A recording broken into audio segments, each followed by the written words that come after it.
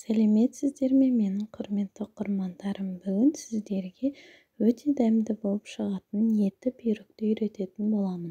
Менің каналыма тіркеліп қоңырау батырмасын басып қойыңыз. Ең алдымен ерітілген майымызды ыдысымызға құямыз.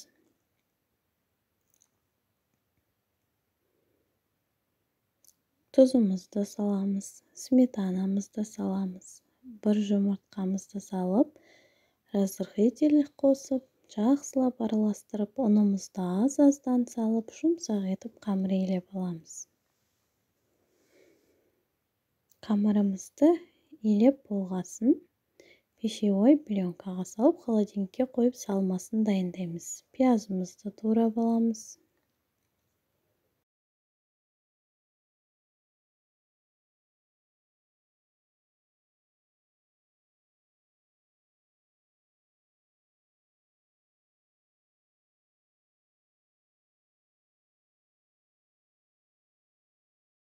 Енді картошкамызды ұзын-ұзын етіп тураймыз, жұқа етіп.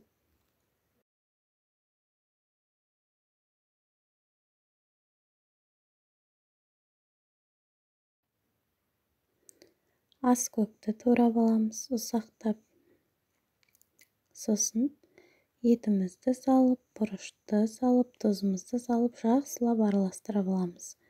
Қамырымызды морозильниктен алып, 2 бөлікке бөліп, жұқа етіп жайып аламыз.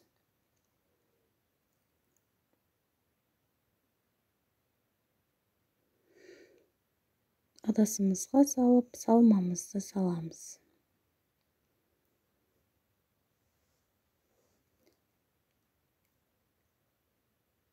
Екінші бөлігімізді жайып алып, бетіне қоямыз.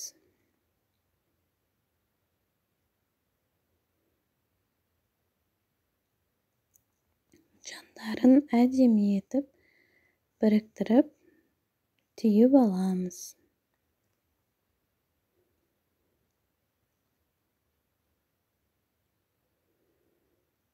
Енді бетіне жұмыртқаның сарысын жағамыз. Және де шаншқымен бетін әдемілеп тесіп шығамыз.